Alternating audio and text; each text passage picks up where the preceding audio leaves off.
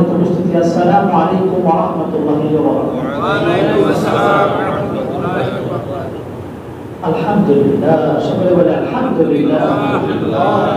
যে আল্লাহ তাআলা আপনাকে আমাকে রমজানের আগ পর্যন্ত, আর অল্প কয়েকদিন বাকি আছে রমজান আমাদের একেবারে নিকটে, হয়তো আর একটা জুমা আমরা পাবো, তারপরে রমজান। আল্লাহ তাআলা দরবারে অন্তর থেকে শুকর আদায় করে আরেকবার বলুন আলহামদুলিল্লাহ। আল্লাহ রাব্বুল আলামিন, আল্লাহর বান্দা যেন সার্বক্ষণিক আলহামদুলিল্লাহ শুকর আদায় করতে পারে, সেই শিক্ষা আল্লাহ তাআলা কোরআনুল কারীমের প্রথম সূরা সূরাতুল আল-ফাতিহা, এই সূরার মধ্যে আল্লাহ শিক্ষা দিয়েছেন। আল্লাহ তাআলা বান্দা বান্দি যেন পাঁচ ওয়াক্ত নামাজে এই সূরা প্রতি রাকাতেই তেলাওয়াত করে, সেই বিধান, সেই সিস্টেম, সেই নিয়ম কানুন বিশ্ব নবী রাহমাতুল লিল আলামিন জনাব মুহাম্মদ রাসূলুল্লাহ সাল্লাল্লাহু আলাইহি ওয়াসাল্লাম যেই নবী আমাদেরকে শিক্ষা দিয়েছেন। আল্লাহ তাআলা কোরআনুল কারীমে সূরাতুল আল-ফাতিহা প্রতি রাকাতেই সুন্নাত নফল সব নামাজের মধ্যেই সূরা ফাতিহা প্রতি রাকাতেই তেলাওয়াত করা বাধ্যতামূলক করে দিয়েছেন। সেটা বলেন সুবহানাল্লাহ। আর প্রথম আয়াতটি হলো বিসমিল্লাহির রাহমানির রাহিম। সকলে পড়েন আলহামদুলিল্লাহি রাব্বিল আলামিন। প্রশংসা কার? আল্লাহ। সবাই বলেন কার? আল্লাহ। প্রশংসা একমাত্র আল্লাহ রাব্বুল আলামিনেরই করা যাবে, ঠিক না? আমরা মানুষের প্রশংসা করি কি করি না? কোন মানুষ যদি কাউকে কোনো কিছু দেয়, তাহলে দেওয়ার পরে তার জন্য যখন সুপারিশ করা হয়, তার সম্মান করা হয়, বলা হয় অমুক ব্যক্তি অমুক অমুক এরকম, বলে, ঠিক না? চেয়ারম্যান সাহেব, মেম্বার সাহেব অত্যন্ত দানবীর, দয়াবান, মানুষকে দেখলে সাহায্য করে, ইত্যাদি প্রশংসা তার সাথে আরো কয়েকটা লাইন লাগিয়ে দিয়ে তার প্রশংসা লম্বা করে বলা শুরু করে দিই, ঠিক না? কিন্তু আল্লাহ রাব্বুল আলামিন সেই শিক্ষা এখান থেকে দিলেন। মহান রব্বুল আলামিন পবিত্র কালামুল্লাহ শরীফের প্রথম সূরা সূরাতুল ফাতিহা, কোরআন শরীফ যখন আপনি স্টার্ট করবেন, শুরু করবেন পড়ার জন্য, খুলে যখন আরম্ভ করবেন, আউযু বিল্লাহ বিসমিল্লাহ তেলাওয়াত করার পরে কি সূরা ফাতিহা আপনি তেলাওয়াত শুরু করে দিন, ঠিক না? এই সূরা হলো আল্লাহ তাআলা শিক্ষা দিয়েছেন উম্মুল কোরআন। কি নাম সূরার নাম? অনেক সূরাই নাযিল হয়েছে, যে সূরা তার ঘটনাবলী অথবা সূরা কয়েকটি শব্দ, প্রথম লাইন, দ্বিতীয় লাইন, এই সম্পর্কে সূরা নাযিল হয়েছে, এদিকে ইঙ্গিত করে সূরার নাম রাখা হয়েছে। কিন্তু সূরা ফাতিহার কমপক্ষে 2 থেকে 3টি 4টি নাম আল্লাহ রাব্বুল আলামিন কোরআনুল কারীমে দিয়েছেন। সেটা বলেন সুবহানাল্লাহ।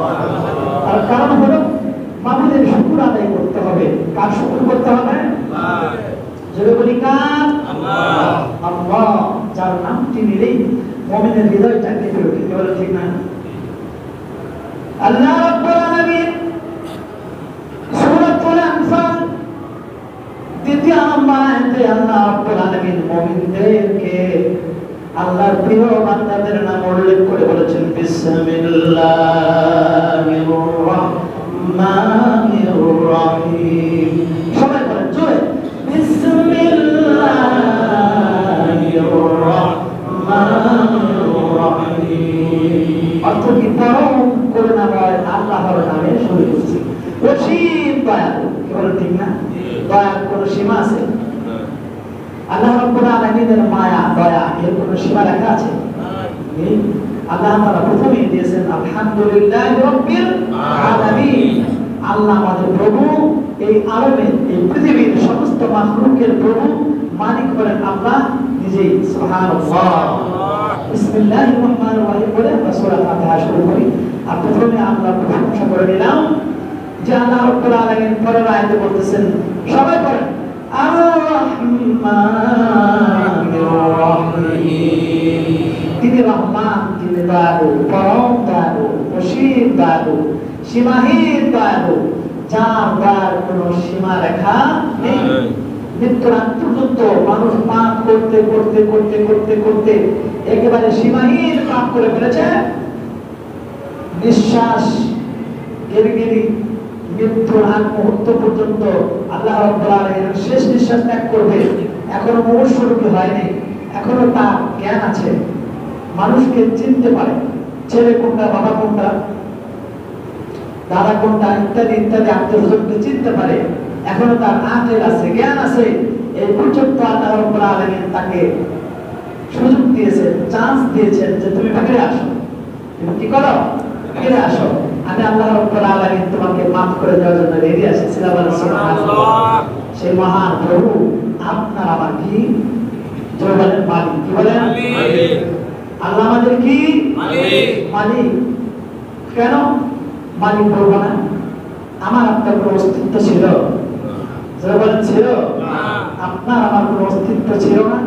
আবার আমরা মাটিতে মিশে যাব, কবরের জগতে চলে যাব, যে কবরে যাওয়ার পরে আপনার আমার হাতটি ছাড়া কিছুই মানুষ খুঁজে পাবে না। কিন্তু তারপরে মানুষের মধ্যে বিশ্বাস জমে না যে আল্লাহ রাব্বুল আলামিন পৃথিবী চালাচ্ছেন, যে আল্লাহ রাব্বুল আলামিন কুদরতি খোদা, যার এত ক্ষমতা, তার জন্যই তিনি প্রথমেই শিখিয়ে দিয়েছেন আমরা প্রতিটি মুহূর্ত যে অবস্থায় থাকি না কেন আমরা কি বলবো? আলহামদুলিল্লাহ। কি বলবো? আলহামদুলিল্লাহ। আল্লাহ রাব্বুল আলামিন শিখিয়ে দিলেন, জানিয়ে দিলেন, হাবিব আমার, বন্ধু আমার। সূরা আনফালের 2 নম্বর আয়াতে আল্লাহ বলেন, ইন্নামাল মুমিনুনা আল্লাযীনা ইযা যুকিরাল্লাহু ওয়াজিলাত কুলুবুহুম ওয়া ইযা তুলিয়াত আলাইহিম আয়াতুহু যাদাতুহুম ঈমানাও ওয়া আলা রাব্বিহিম ইয়াতাওয়াক্কালুন। সুবহানাল্লাহ। আল্লাহ বলেন, মুমিন বান্দা যখন আল্লাহর নাম উচ্চারণ করে, আল্লাহর কথা যখন শুনে, মুমিন মুত্তাকি বান্দা যখন আল্লাহর কোন বিধান শুনে, আল্লাহর পক্ষ থেকে কোন পারমিশন তাদের কাছে আসে, কোন ইবাদতের কথা বলা হয়, কোরআনের কথা বলা হয়, হাদিসের কথা বলা হয়, নবীর কথা বলা হয়, ভালো কোন সংবাদ তাদের কাছে পৌঁছে দেওয়া হয়, আল্লাহর মুমিন বান্দাদের ঈমান তখন বেড়ে যায়। সুবহানাল্লাহ। এবং তার মুমিন বান্দাদের অন্তর কম্পিত হয়ে যায়, কাঁপতে থাকে আল্লাহর নাম শুনে। তার কারণ হলো আল্লাহ হলেন এই পৃথিবীর সমস্ত ক্ষমতাধর এবং ক্ষমতার অধিকার আল্লাহ নিজের হাতে নিজেই দিয়েছেন। সুবহানাল্লাহ।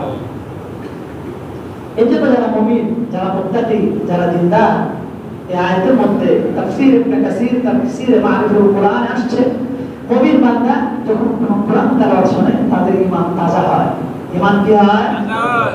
এতে বোঝা গেল ঈমান পড়ে যায়, ঈমান দুর্বল হয়, ঈমান অকিত হয়ে যায়। যে ঈমান আপনাকে গোনার কাছ থেকে ফেরাতে পারে না। আর ঈমান যদি মজবুত হয়ে যায় তাহলে আপনি গোনার কাছ থেকে ফেরা আপনার জন্য একেবারে সহজ, একেবারে সহজ।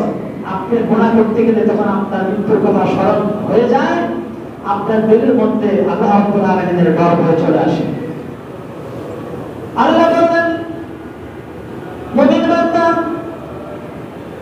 যখন আল্লাহর কথা শুনবে, নবীর কথা শুনবে, হাদিসের কথা শুনবে, আখিরাতের কথা শুনবে, জাহান্নামের আযাবের কথা শুনবে, ইবাদতের কথা শুনবে, কোরআন তেলাওয়াত শুনবে, মুমিন বান্দাদের ঈমান তখন বেড়ে যায়, আল্লাহর ভয়ে তাদের অন্তর কম্পিত হয়ে যায়। সুবহানাল্লাহ।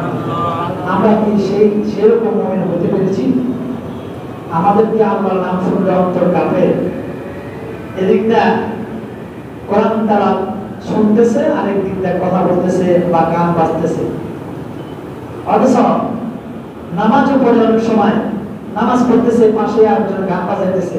যদি তাকে বলা হয় যে ভাই নামাজ পড়তেছে, আপনি গানটা বন্ধ করেন, তার মধ্যে ফতোয়া চলে আসে, সে বলে কেমন এমন ঈমান, কেমন তার দুর্বল, গানের দিকে মন যাবে কেন? আমি গান বাজাইতেছি না, আমার কাছে আসতেছে, আমি শুনতেছি, তার এত মন দুর্বল কেন? নামাজে দাঁড়াইলে এই মন্দির দৃশ্যে যাওয়ার কথা বলে ঠিক না। এরকম অনেকেই ফতোয়া নিজে নিজে বানিয়ে দিয়ে দেয়। যারা নামাজ পড়বে তারা নামাজ পড়বে, গান তো তার কানে যাওয়ার কথা। তাহলে বোঝা গেল ঈমান বাড়ে কমে, যার ঈমান দুর্বল সে এই ধরনের কথা বলে।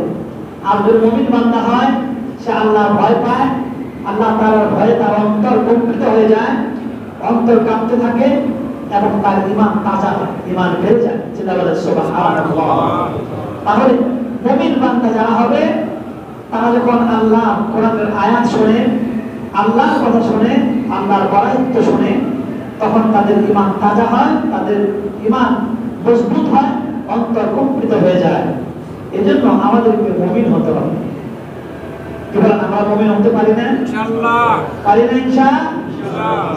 ইনশাআল্লাহ আমরা মুমিন ঠিকই, একেবারে দুর্বল মুমিন, ঠিক না? দুর্বল মুমিন, দুর্বলতার কারণে গুনার কাজ অহরহ আমার দ্বারা হয়ে যাচ্ছে, গুনাহ থেকে ফিরতে পারতেছি না। নামাজ একত্র পড়লে আরেকত্র যদি ছুটে যায় তাহলে মনের মধ্যে আফসোস লাগে না, দুঃখ লাগে না, কষ্ট লাগে না। আরে আল্লাহ মাফ করে দেবো রহমানুর রহিম, বলেন ঠিক না? নিজে পড়া করে আল্লাহ মাফ করে দেবো রহমানুর রহিম। কিন্তু মুমিন বান্দা, আল্লাহর প্রিয় বান্দা যারা আছে তাদের নামাজ ছুটে গেলে আফসোসের সীমা থাকে না, ঠিক না? হাই এই সময়টা আমার জীবন থেকে নষ্ট হয়ে গেল, এই রক্ত নামাজ আমি পড়তে পারলাম না, এই সময় তো আর ফিরে আসবে না। আপনার আমার জীবন থেকে আজকের জুমার দিনের সময়টা চলে যাচ্ছে, প্রতি সেকেন্ড আমাকে বলতেছে আমি কিন্তু তোমার জীবন থেকে হারিয়ে গেলাম, আর আমাকে ফিরে পাবে না। এর জন্য আল্লাহ রাব্বুল আলামিন বলেছেন যে তোমাদের সামনে যে মৌসুম আসে, এই মৌসুমগুলো কাজে লাগাও। আমাদের সামনে একটা বিশাল একটা মৌসুম আসছে, সেটা কি রমজানুল মুবারক, একেবারেই নিকটে, বলেন ঠিক না? এটা আমাদের কি করতে হবে? আমাদের প্রস্তুতি নিতে হবে।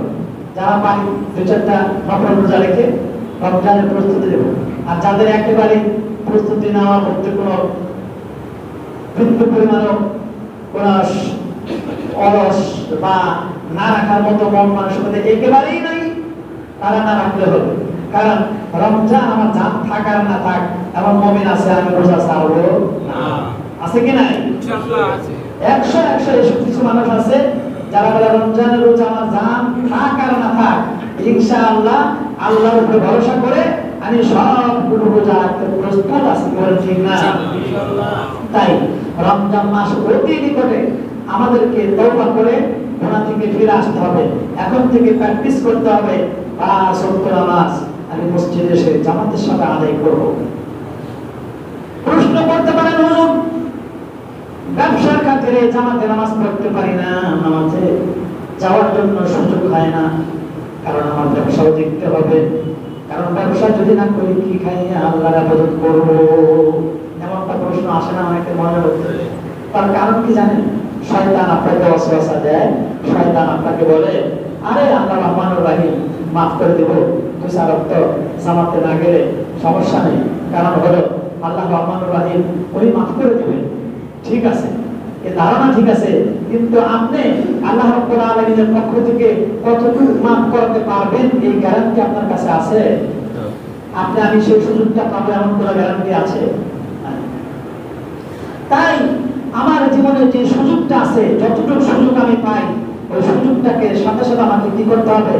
কাজে লাগাতে হবে। কি করতে হবে? কাজে লাগাতে হবে। তাহলে আপনি আমি সফল হব। রমজানুল মুবারক সামনে, কত মানুষ হোটেলের ব্যবসা করবে বসে আছেন, কিন্তু এই হোটেলের ব্যবসা দিনের বেলায় চালু করা যাবে না। চালু করা যাবে? অনেকেই করবে না, নিয়োগ করছে আল্লাহ আমারে তুমি খাওয়াও না খাওয়াও, তুমি তো খাওয়াইবে, তুমি রহমানুর রহিম, তুমি তো রিজিক দিবাই, আমি শুধু নেওয়ার জন্য প্রস্তুতি নিতে পারলেই হয়। সেই তৌফিক আল্লাহ তুমি আমাকে দান করো, এমনকি দোয়া করে আর চেষ্টা করছে, আর মনে মনে নিয়ত করে ফেলছে রমজান মাসে দিনের বেলায় আমি 4 দোকান আর খুলবো না। কি বলেন ঠিক না? রাতের বেলায় মাগরিবের পর থেকে 12 মুক্ত করবো না 11 মুক্ত করবো, এভাবে সে আমলের জন্য তৈরি হয়ে গেছে। আপনি আমিও রেডি হয়ে যাব, এখন থেকে ফজরের নামাজ শুরু করবো না ইনশাআল্লাহ। অনেকে ফজরের নামাজ আসে না, আজকে জুমার দিন, আজকে আমাদের জুমার নামাজে কত মানুষ আসবে, ভালো, এটাও ভালো, এটা যে খারাপ তা না। জুমার দিন আসছে, এটা আপনার জন্য নাজাতের উসিলা হয়ে যেতে পারে, কিন্তু আপনার ফজরের নামাজ পড়েন না, আপনি এসা পড়েন না, মাগরিব পড়েন না, হ্যাঁ জোহরও পড়েন না, কোনো কাজে গেছেন তো আপনি কাজের উসিলা নামাজটা বাদ পড়ে গেছে, ওইটা করার মতো সুযোগ আপনি খুঁজে বের করে নেন নাই। ঝামেলাটা আপনার ঘরের মধ্যে আপনি নিজেই নিয়ে নিয়েছেন। আপনি নিজে নিজে ফতোয়া করে বলছেন আল্লাহ তো দেখছি। এবার আল্লাহ দেখে না? আল্লাহ অন্তর জানে না? আল্লাহ আমাদের অন্তরের খবর জানে না?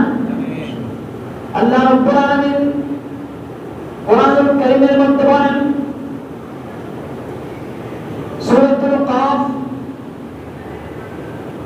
16 আয়াতে আল্লাহ রাব্বুল আলামিন বলেন বিসমিল্লাহির রাহমানির রহিম ওয়ালাকাদ খালাকনাল ইনসানা ওয়া না'লামু মা তুওয়াসবিসু বিহি নাফসুহু ওয়া নাহনু আqrabu ইলাইহি মিন হাবলিল ওয়ারিদ। আল্লাহ রাব্বুল আলামিন বলেন বান্দা আমাদের মধ্যে যে কল্পনা জল্পনা করে, যে আলাদা করে, যে চিন্তা করে, ফিকির করে, আমি আল্লাহ রাব্বুল আলামিন সব কিছুর খবর আমি আল্লাহর কাছে পৌঁছে যায়। সুবহানাল্লাহ। আল্লাহ সব কিছু জানেন। মনের মধ্যে কি ওয়াসওয়াসা, কি চিন্তা, কি ভালো চিন্তা, খারাপ চিন্তা, সবকিছু আল্লাহ একেবারেই পরিপূর্ণভাবে আল্লাহ অবগত আছেন। না এর মধ্যে কোনো সন্দেহ আছে? কোনো সন্দেহ আছে? পিছনে যারা আছে এদের মনে সন্দেহ আছে, কারণ এরা বুঝতেছে না। কারণ আল্লাহ রাব্বুল আলামিন আপনার মনের খবর জানেন, এর মধ্যে কোনো সন্দেহ আছে? কিন্তু আল্লাহ রাব্বুল আলামিন এত দয়াবান, এত রহমান, বান্দাকে এত ভালোবাসেন। আল্লাহ তাআলা বলেন মুমিন বান্দা যদি আমার কাছে কোনো কাকুতি মিনতি করে, কোনো কিছু চায়, কোনো আবদার করে, বান্দা যখন মনে মনে চিন্তা করে, আমি আল্লাহ রাব্বুল আলামিন নিজের পক্ষ থেকে ওটা যদি তার জন্য মঙ্গল হয়, কি বলছেন, যদি তার জন্য মঙ্গল হয়, যদি যোগ্য হয়, আমি আল্লাহর পক্ষ থেকে মনে মনে বলছে, চায় না, এখানে মনে মনে আলাদা করছে, আমি আল্লাহর পক্ষ থেকে বান্দার জন্য সেটা কবুল করে নিচ্ছি। সুবহানাল্লাহ। তাফসীর ইবনে কাসির আসছে মানুষের মনের অনেক দোয়া আল্লাহ তাআলা কবুল করেন। সুবহানাল্লাহ, সুবহানাল্লাহ। আল্লাহ কত দয়াবান, কত মেহেরবান, আল্লাহ আপনাকে কত ভালোবাসে। আল্লাহ রাব্বুল আলামিন সূরা নাহল 97 আয়াতে বলেন বিসমিল্লাহির রাহমানির রহিম মান আমিলা সালিহান মিন যাকারিন আও উনসা ওয়া হুয়া মুমিনুন ফালানুহyiyannahu হায়াতান তাইয়্যিবা। সুবহানাল্লাহ।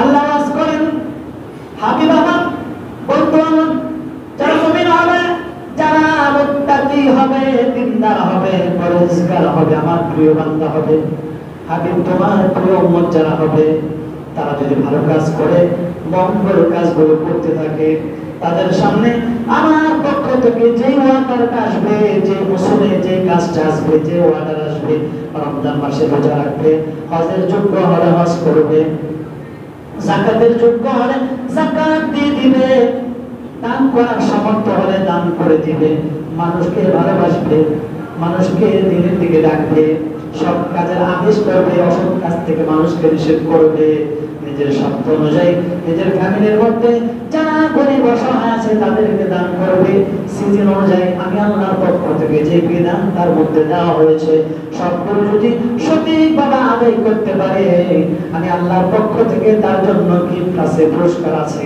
সেটা হলো আমি আল্লাহ রাব্বুল আলামিন তার জীবনের দুনিয়ার জীবনটাকে সুন্দরময় করে দিব। চিন্তা করে সুবহানাল্লাহ। সুখময় করে দেব, কোনো সমস্যা থাকবে না, ঝামেলা থাকবে না। যদি কোনো ঝামেলা থাকবে, বান্দা মনে করবে এটা আমার পরীক্ষা, আমার ইমানের মধ্যে দুর্বলতা আছে, ইমান বাড়াতে হবে, নেক কাজ করতে হবে, ভালো কাজ যা আছে সব করব, খারাপ কাজ যা আছে আমার বিবেকের সাথে বুঝে কোরআন হাদিস থেকে যা যাচাই করে বাছাই করে যেগুলো ন্যায় সেগুলো কি করব, অন্যায় কাজ ছেড়ে দেব, আল্লাহর হুকুম সব মেনে নেব, আল্লাহর নিষেধগুলো মেনে নেব, আদেশগুলো জীবনে বাস্তবায়ন করার চেষ্টা করব। আল্লাহ রাব্বুল আলামিন ঘোষণা করেন আমি আল্লাহ রাব্বুল আলামিন হায়াতান তাইয়্যিবা, তাদেরকে এত সুন্দর একটা জীবন দেব, বলা হয় যেন এই পৃথিবীর জগৎটাই তার জন্য জান্নাতের একটা টুকরা হয়ে যাবে। সুবহানাল্লাহ। এমন জিন্দেগি আপনি আমি চাইতে চাই না। যদি আপনি চান তাহলে আপনাকে ওয়াদা করতে হবে, আল্লাহ যদি হুকুম আছে আমরা মানতে পারি না ইনশাআল্লাহ। সবাই চান, সবাই মানতে চান। আল্লাহু আকবার। আল্লাহ কবুল করে নেবেন ইনশাআল্লাহ। কারণ মনের তামান্না আল্লাহ জানেন, একটু আগে বলেছি।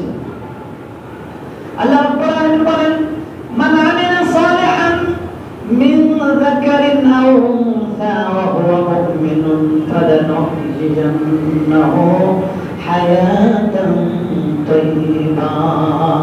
আমি তাদেরকে সুন্দর একটা জীবন দেব, হায়াত দেব, এমন একটা হায়াত দেব যদি তার কোনো সমস্যা হয় সে বলবে তাওয়াক্কালতু আলাল্লাহ, আল্লাহর উপরে ভরসা রাখবে। প্রশ্ন আপনাদের কাছে, আমাদের কোনো বিপদ হলে কার উপরে ভরসা করবো? সবাই বলেন, কার উপরে ভরসা করবো? আল্লাহর উপরে ভরসা করবো। মুমিন আল্লাহ বলেন, বিসমিল্লাহির রাহমানির রাহিম ওয়া আলাল্লাহি ফালইয়াতাওয়াক্কালিল মুমিনুন। মুমিন বান্দা সব সময় আল্লাহর উপরে ভরসা করে। মুমিন বান্দা সব সময় কার উপরে ভরসা করে? আল্লাহর উপরে ভরসা করে। কে দিল আর কে দিবে, কে দিবে না, এদিকে ভরসা করে থাকে না। কারণ মুমিন জানে যে আল্লাহ রাব্বুল আলামিন নিজেই ঘোষণা করেছেন, আল্লাহ আমাদের জন্য খায় না, ঘুমায় না। আল্লাহ কি ঘুমায়? যেমন আল্লাহ ঘুমায়? আল্লাহ খায়? খায় না। কেন খায় না? জবাব হলো আল্লাহ রাব্বুল আলামিন তাফসীরে আছেন সূরা আল-বাকারা 255 আয়াত। অনেকে আমরা জানি আয়াতুল কুরসি নামে যেটা পরিচিত। আল্লাহ রাব্বুল আলামিন এখানে বলেছেন, আল্লাহ রাব্বুল আলামিন খানো না, ঘুমানো না, উলগানিও দেন না, ঘুমের ভাবও আল্লাহর আসে না। আল্লাহু আকবার। আল্লাহ ঘুমের ভাবও দেন না। মুসা আলাইহিস সালাম আল্লাহকে একবার প্রশ্ন করেছিল, আল্লাহ তুমি যে ঘুমাও না, খাও না, তাহলে তোমার কেমনে সময় কাটে? সুবহানাল্লাহ। মুসা আলাইহিস সালাম প্রশ্ন করেছিল আল্লাহকে। আল্লাহ বলেন, মুসা তোমাকে যদি একটু আমি পরীক্ষা করে দেখাই যে আমার যদি ঘুম আসতো তাহলে কি অবস্থাটা হতো, ঠিক না? কিন্তু আমি ঘুমাই না, খাই না, এটা প্রয়োজন আমার নেই। খাওয়ার কোনো প্রয়োজন, ঘুমের কোনো প্রয়োজন নেই। মানুষের আছে, তাই মানুষকে আমি ঘুম একটা নিয়ামত দিয়েছি। সুবহানাল্লাহ। ঘুমটা একটা নিয়ামত নাকি বলেন? বিশাল নিয়ামত। আপনি যদি ঘুম 2 দিন না পারেন তাহলে আপনার ব্রেন কাজ করবে না, হাত থেকে ঘোরার পড়ে যাবে, ঠিক না? বিশাল একটা নিয়ামত। মুসা আলাইহিস সালামকে আল্লাহ রাব্বুল আলামিন উত্তর দেওয়ার জন্য তার কাছে দিলেন পরীক্ষাটা। বললেন যে মুসা আলাইহিস সালাম তুমি এক কাজ করো, তুমি একটা গ্লাসের মধ্যে দুধ নাও অথবা পানি নাও, নিয়ে তুমি দাঁড়িয়ে থাকো, দেখি কতক্ষণ দাঁড়িয়ে থাকতে পারো। কি বলেন, ঠিক না? আল্লাহ রাব্বুল আলামিন পরীক্ষার জন্য মুসা আলাইহিস সালামের প্রশ্ন উত্তর দেওয়া লাগবে, দেওয়া লাগবে না? যেহেতু আল্লাহ রাব্বুল আলামিন নবীদের সাথে এভাবে ওহীর মাধ্যমে কথা বলেছেন, ওহী নাযিল হয়েছে। মুসা আলাইহিস সালামের সাথে আল্লাহ রাব্বুল আলামিন তুর পর্বতে কথা বলেছেন। আমরা অনেকেই ওদিকে যাব না, আমি ইশারায় বোঝানোর চেষ্টা করছি যে আল্লাহ রাব্বুল আলামিন মুসা আলাইহিস সালামকে যখন এই প্রশ্ন উত্তর দিতে গেলেন, বললেন মুসা তুমি এক কাজ করো, এক গ্লাস পানি হাতে নাও, দাঁড়িয়ে থাকো, দেখি কতক্ষণ দাঁড়িয়ে থাকতে পারো। কি বলেন, ঠিক না? আল্লাহ রাব্বুল আলামিন তখন ঘুমকে বললেন, ঘুম তুমি মুসার উপরে নাজিল হয়ে যাও, ভর করো, সওয়ার হয়ে যাও।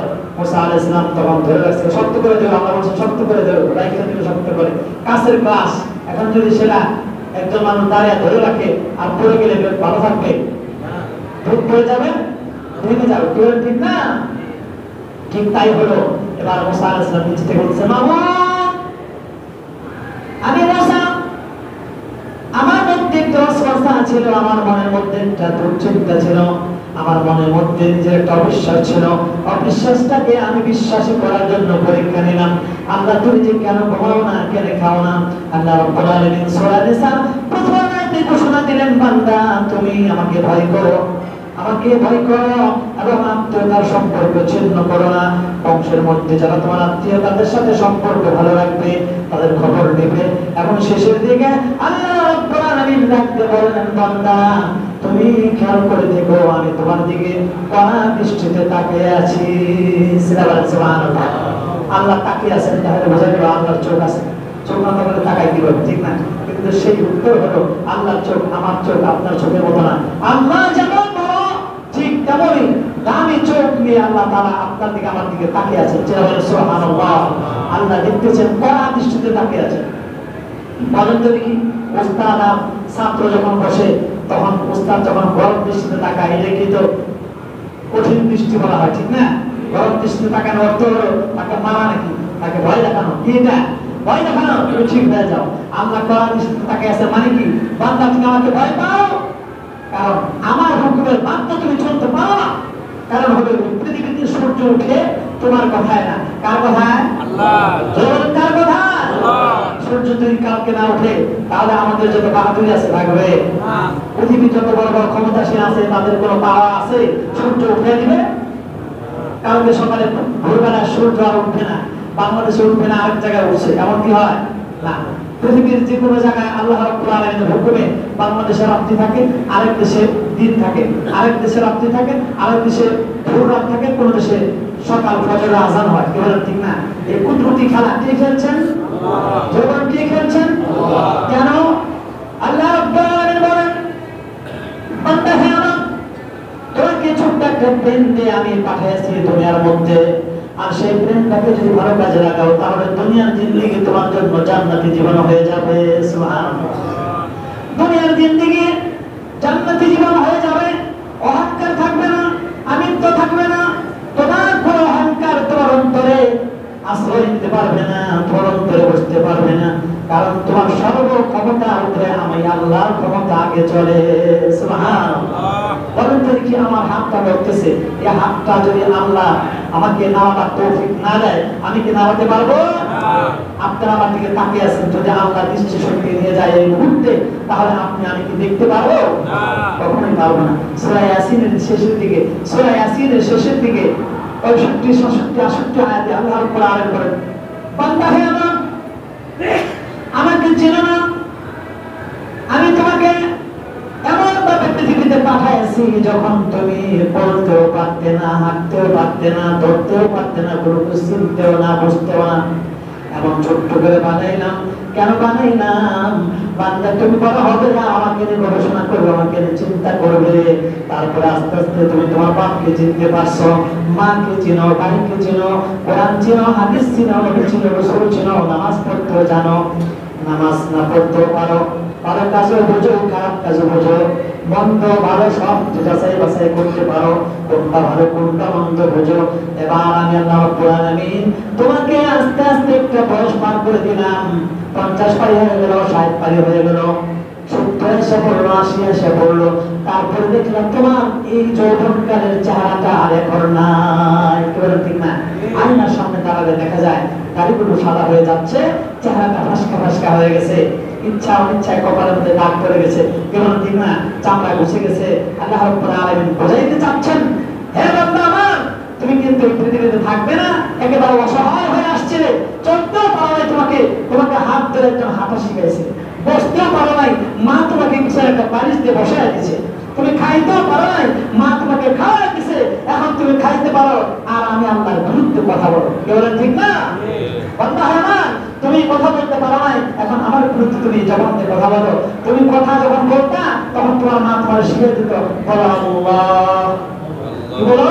আল্লাহ। বলো লা ইলাহা ইল্লাল্লাহ মুহাম্মাদুর রাসূলুল্লাহ।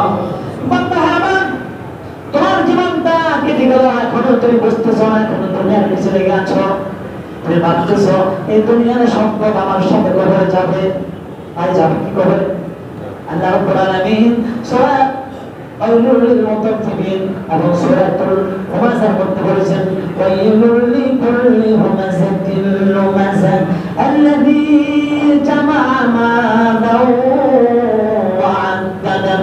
কিছু মানুষ সম্পদ জমাইতেছে আর গন্তেছে আর ভাবতেছে, আল্লাহ বলেন কোরআনে, তারা কি ভাবতেছে তার এই সম্পদ গুলো তার সাথে কবরে যাবে। আসলে কি যাবে?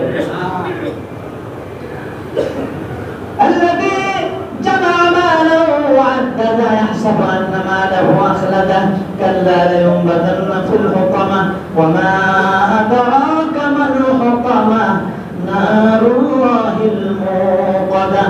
ইলা আখির আয়াত আল্লাহ রাব্বুল আলামিন বুঝাইতে চাইতেছে, আল্লাহ বলেন, ও আমার বান্দা, তুমি যে টাকা জমা করতেছো আর গুনতেছো, তুমি কি জানো, তুমি কি মনে করতেছো এই টাকা তোমার সঙ্গে যাবে? টাকা তোমার সঙ্গে কবরে যাবে না। যদি টাকা এগুলো ভালোভাবে অর্জন করতে থাকো তাহলে যাকাত দিয়ে দাও, ঠিক না? যাকাত দিয়ে দাও, হালাল ভাবে অর্জন করো, হালাল ভাবে অর্জন করো। কারণ হলো হালাল যদি তুমি রক্ষা না করো, তুমি হারাম খেয়ে যদি আবাদত করো, তোমার দুনিয়া বতাল আল্লাহর দরবারে কবুল হবে না। তাহলে কামাই রোজগার হালাল না হলে আপনার আবাদত কবুলের যোগ্যতা রাখে না। আল্লাহ রাব্বুল আলামিন সূরা করতে বলছেন, বান্দা ভাবতেছে তার টাকা কবরে পৌঁছে যাবে না, তার টাকা তার সাথে কবরে পৌঁছাবে না। এরপরে আল্লাহ রাব্বুল আলামিন বলতেছেন নারুন হামিয়া, শেষের দিকে বলতেছেন বিশ্বনবী রাহমাতুল লিল আলামিনকে বলতেছেন, হাবিব আপনি কি জানেন নারুন হামিয়া? হামিয়া দোজখের নাম জানেন আপনারা? অনেকে জানেন। হামিয়া দোজখ একটা আছে কি নাই? সেই দোজখটা কেমন? নবীজিকে আল্লাহ প্রশ্ন করলেন, আপনি কি জানেন একটা দোজখ আছে যে দোজখটার নাম হামিয়া? নারুন হামিয়া। আল্লাহ বলতেছেন, নবী আপনি কি জানেন সেটা কি?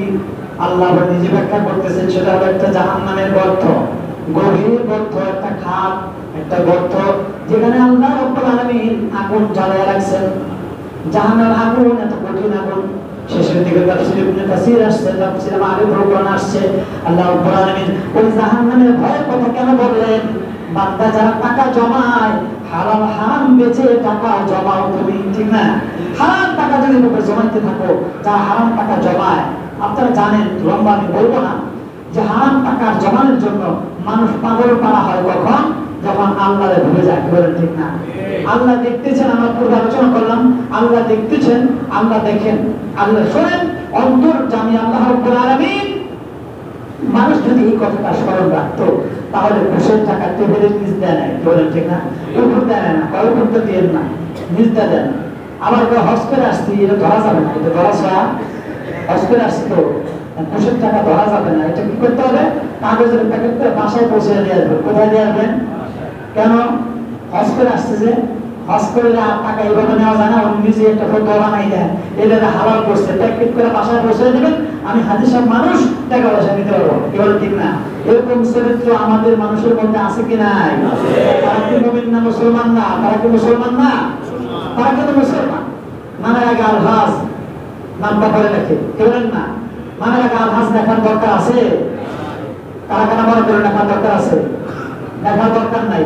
কেউ যদি জিজ্ঞেস করে বলো ভাই খরচটা আদায় করছি, খরচটা আদায় করছি, দেখার দরকার নাই। তাহলে সামান্য তুমি অহংকার যদি অন্তরে চলে আসে, আমি হাজি সাহেব কি বলেন, কাম হয়ে গেছে, এটা শেষ। যার পরিমাণ অহংকার নিয়ে যদি কেউ দুনিয়াতে বসবাস করে, তার আমল আল্লাহ রাব্বুল আলামিন কবুল করবে না। তার কারণ হলো অহংকার করার ক্ষমতা একমাত্র কার আছে? আল্লাহ। কার আছে? আপনি আমি অহংকার কি নিয়ে করবো? আপনি আমার আল্লাহ তাআলা বানাইছেন এক ফোঁটা নাপাক পানি দিয়ে, বলেন ঠিক না?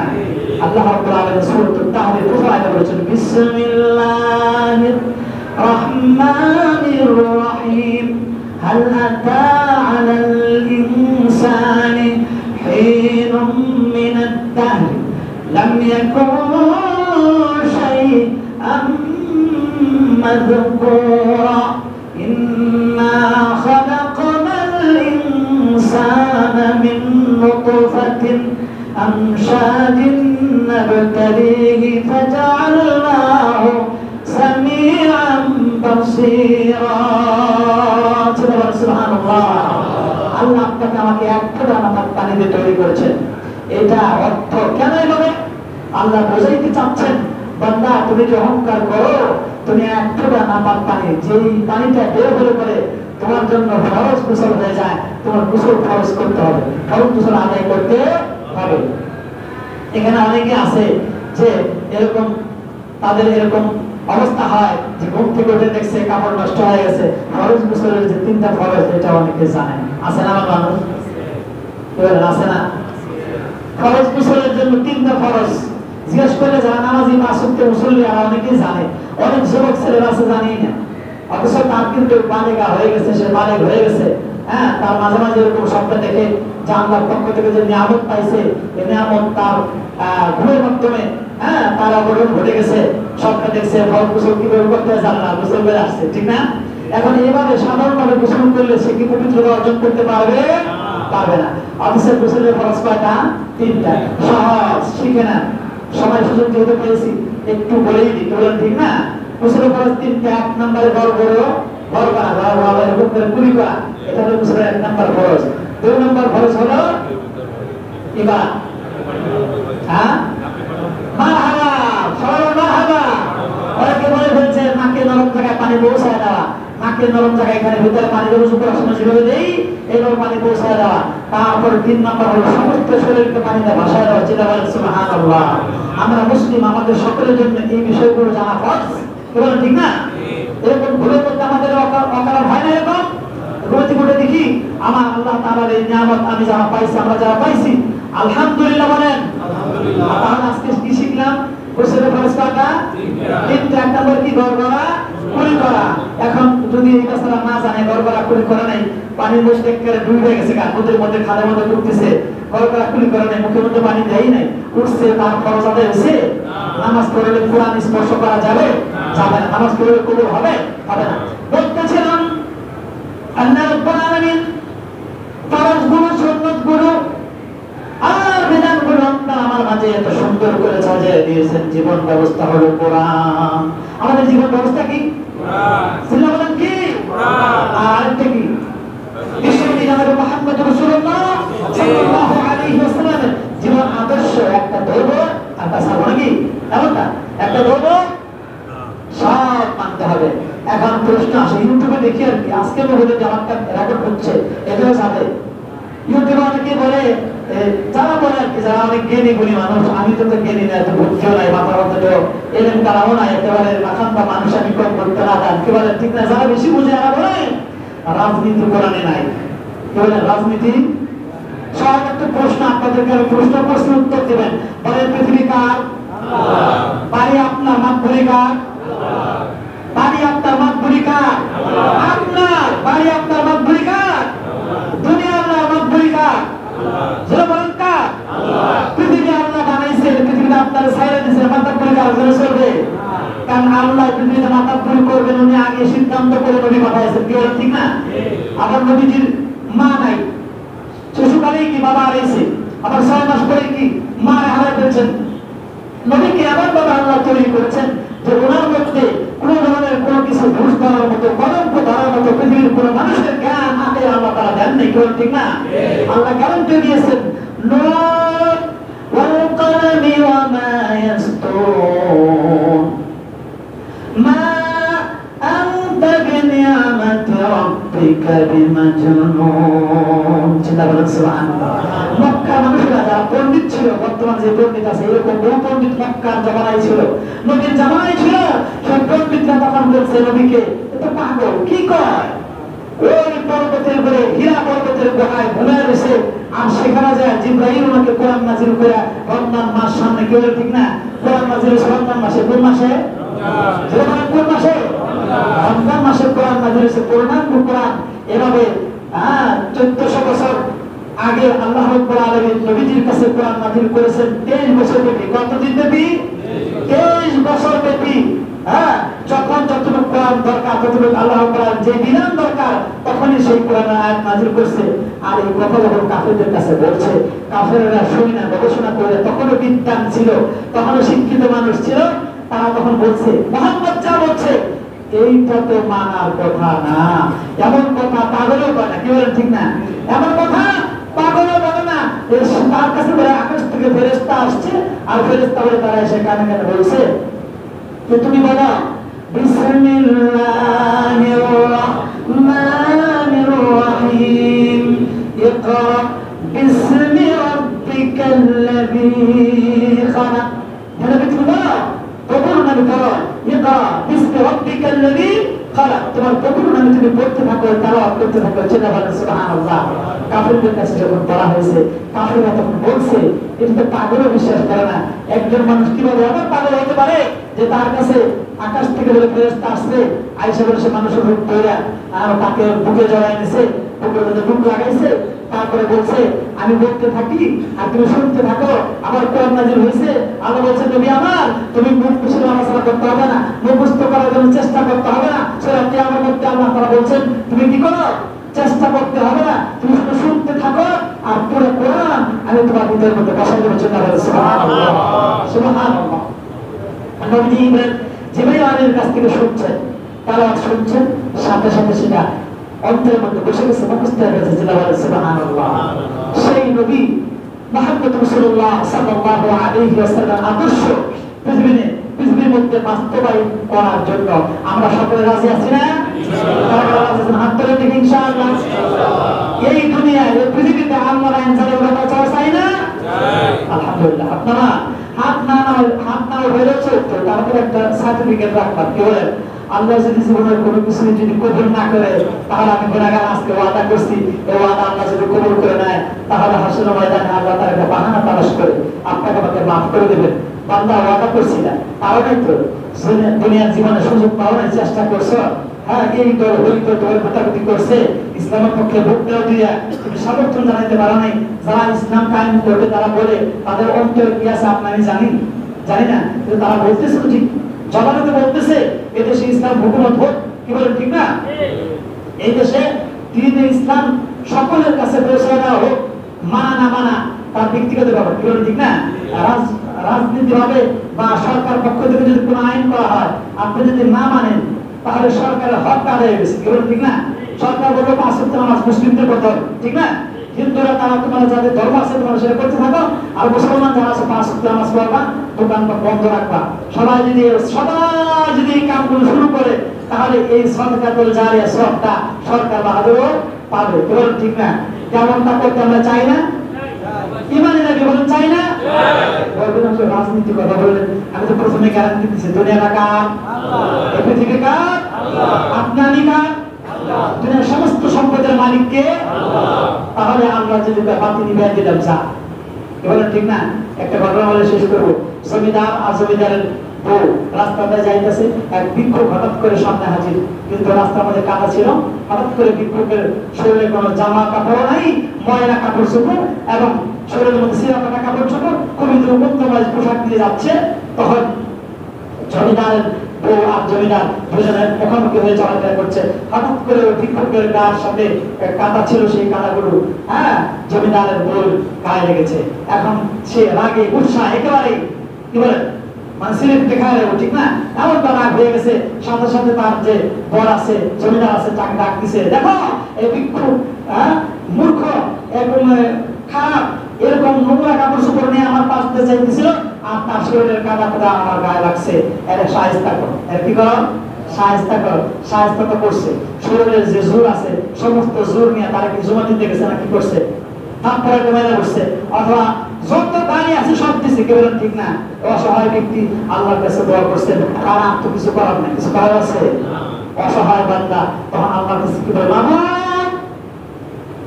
আমি অসহায়, দরবার কোনো কিছু করতে পারি না, এই মাওলা এই বান্দা তোমার বান্দা, আমি তোমার বান্দা, কিন্তু তার বন্ধুর কথা বন্ধুকে খুশি করার জন্য আমি অসহায় দুর্বল ছিঁড়ে ফাটা কাপড় পোশাক নিয়ে যাচ্ছিলাম। রাস্তার মধ্যে চলার পথে অনিচ্ছা বশত তার শরীরে আমার শরীর থেকে ময়লা ছিটে যায়, পাক থেকে ময়লা তার শরীরে লেগে যায়, আর ঘুরে বসা হয়ে আমার একটা চক্কর দিয়েছে, থাপ্পড় দিয়েছে, এমন আঘাত করেছে আল্লাহ সইতে পারি না, আল্লাহ তুমি নিজ হাতে বিচার করে নাও। এমনটি বলার পরে আল্লাহ রাব্বুল আলামিনের পক্ষ থেকে বিচার দেওয়া হলো, আর বিচার গ্রহণ করলেন আল্লাহ রাব্বুল আলামিন। নবীর বান্দার দোয়া কবুল করতে, যারা মাসরুর যারা জুলুমকারী তাদের দোয়া কবুল করতে আল্লাহ তাআলার কাছে বিন্দু পরিমাণ কি কার্পণ্য আল্লাহ করেন না। আকাশের দরজাগুলো খুলে থাকে, সাথে সাথে দোয়াটা কবুল হয়ে যায়। বিশ্বনবীর হাদিস সহিহ বুখারীর মধ্যে এই বিষয়গুলো এভাবে আসছে যে মাসরুর যারা আছে তারা যদি বদদোয়া করে আল্লাহর কাছে সেই দোয়াগুলো সাথে সাথে সাত আসমানের দরজাগুলো চকচক করে খুলে যায়, আল্লাহর কাছে সেই দোয়া কবুল হয়ে যায়। তো এই ব্যক্তি দোয়া করতেছে আর দোয়া কবুল হয়ে গেছে, সাথে সাথে ওই জমিদার ব্যক্তি যিনি স্বামী ছিলেন তার মৃত্যু হয়ে গেছে, আল্লাহর পক্ষ থেকে মৃত্যুর ঘোষণা হয়ে গেছে, মারা গেছে। এবার বিক্ষোভ বলতেছে বন্ধুর বিচার করে বন্ধু বন্ধুর বিচার করে বাদশার পক্ষ থেকে হাজার লোকজন পিছনে চলো, সারা আসছে, আসার পরে দেখে বিক্ষোভ করতেছে, আল্লাহ আমার বন্ধু বন্ধু বন্ধুর বিচার করে ফেলেছে। তারা এই সব কিছু শোনার পরে বলতেছে, তুমি কি বলতেছো? তুমি তো তোমার একটা অন্যায় করছো, যার জন্য তোমাকে সে আঘাত করেছে, আর তুমি কার কাছে বিচার দিলা? একজন নিরীহ মানুষ কার কাছে বিচার দিব? কার কাছে দেবে বিচার? আল্লাহর কাছে বিচার দিছে। কয় আমার বন্ধু আমার পক্ষে বিচার করছে, আর তোমার বন্ধু একটু আগে যে ব্যক্তি তার স্ত্রীর জন্য এই বিচার করছে, আমাকে আঘাত করছে, আমি আমার পক্ষ থেকে আমার বন্ধুর কাছে বিচার দিছি, আমার বন্ধুর পক্ষে যেটা বিচার করা সঠিক ছিল সেটাই আল্লাহ রাব্বুল আলামিন করেছে। দেখছেন এই যে ঘটনাটা ঘটাইলো, এরকম ঘটনা আল্লাহ করতে পারে কি পারেন না? আল্লাহ পারে কি পারেন না? অবশ্যই পারেন। এরকম ঘটনা কিতাবের মধ্যে বহু আছে, আমার জীবনে বাস্তব একটা ঘটনা আমি এরকম দেখছি। তাই আমাদেরকে রমজান মাস সামনে আসতেছে, দেখবেন মানুষের অনেকে রোজার মতো রোজা রেখে শরীরটা একেবারে ক্লান্ত হয়ে যায়, দুর্বল হয়ে যায়, আর রিক্সা আলাদা রাস্তাঘাটে মারামারি শুরু করে দেয়। ঠিক না? আপনি যদি দেখেন যে মারামারি করতেছে, যে জায়গায় মারামারি হোক আপনি যা থামাই দিবেন। কারণ হলো খেটখেটে মেজাজ হয়ে যায় রোজার মাসে।